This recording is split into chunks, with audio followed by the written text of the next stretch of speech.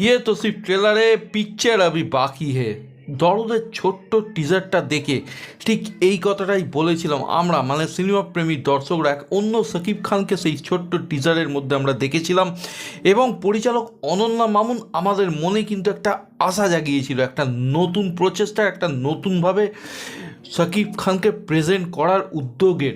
এরপরে ওপার বাংলার মাটিতে ঘটে গেছে এক বিশাল পরিবর্তন, বয়ে গেছে একটা নতুন পরিবর্তনের ঝড়। ঠিক সেই সময় আবার পুনরায় ঘোষণা করা হলো শাকিব খানের বহু প্রতীক্ষিত মুভি দরদের মুক্তির গুরুত্বপূর্ণ তথ্য।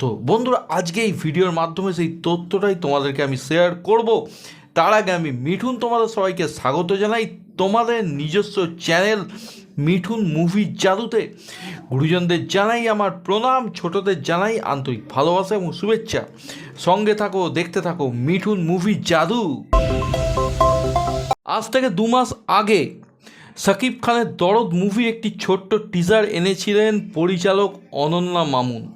এক নতুন শাকিব খানকে আমরা এই টিজারের মাধ্যমে দেখেছিলাম, চিনেছিলাম। আমরা যারা শাকিব খানের ভক্ত, শাকিব খানকে ভালোবাসি, তারা এক নতুন শাকিব খানকে খুঁজে পেয়েছিলাম এই টিজারের মধ্যে। কিছুটা নায়ক, কিছুটা খলনায়ক, যেন একটা অ্যান্টি হিরো মার্কা ভূমিকায় শাকিব খান প্রথমবার বড় পর্দায় আসতে চলেছেন। কে নেই এই মুভিতে? শাকিব খানের সঙ্গে প্রথমবার জুটি বেঁধে আমরা দেখেছিলাম বলিউডের জান্নাত গার্ল সোনাল চৌহানকে। কলকাতার দুধে দুধে দক্ষ অভিনেতারা এই মুভিতে অভিনয় করছেন। বিশ্বজিৎ চক্রবর্তী, পায়েল সরকার, রাজেশ শর্মা। আমাদের ভারতের বেনারস এই মুভির শুটিংও কিন্তু জোর কদমে সমাপ্ত হয়েছিল। এই মুভিটিকে ঘিরে আগাগোড়াই আমাদের মনের মধ্যে একটি নতুন উত্তেজনার জন্ম নিয়েছিল এবং অনন্যা মামুন আমাদের কাছে একটি প্যান ইন্ডিয়া, একটি পরিবর্তন করা, একটি নতুন প্রজন্মের নতুন মুভির কিন্তু আশ্বাস দিয়েছিলেন। বাংলার পাশাপাশি হিন্দি এবং দক্ষিণ ভারতের বিভিন্ন ল্যাঙ্গুয়েজে এই মুভিটি মুক্তি দেওয়ার কথা তিনি জোর কদমে কিন্তু ঘোষণা করেছিলেন। এবং এই টিজারটা তার এই আশ্বাসের প্রথম পদক্ষেপ বলেই কিন্তু আমাদের মনে হয়েছিল। পরে দেখতে দেখতে কেটে গেল বেশ কটা দিন। একে একে মুক্তি পেল শাকিব খানের দুটো প্রতীক্ষিত মুভি, রাজকুমার এবং তুফান। দুটোই বক্স অফিসে একটি নতুন ইতিহাস গঠন করলো।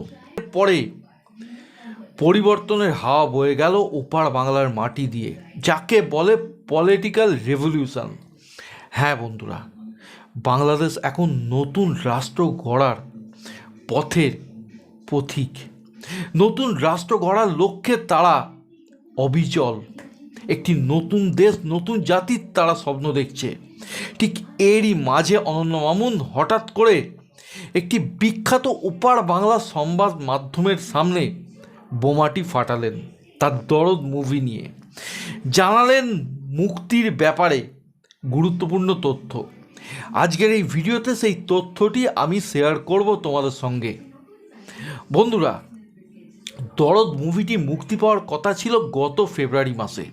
নানা কারণবশত এই মুভিটির মুক্তি যথাক্রমে আটকে যায়।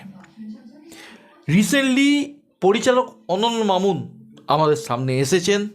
তিনি জানিয়েছেন দরদ মুক্তি পাবেই, কারণ দরদের সঙ্গে জুড়ে আছে পরিচালকের স্বপ্ন, পরিচালকের পরিশ্রম, পরিচালকের বিশ্বাস, তার ধারণা, নতুন কিছু করার তার ভাবনা।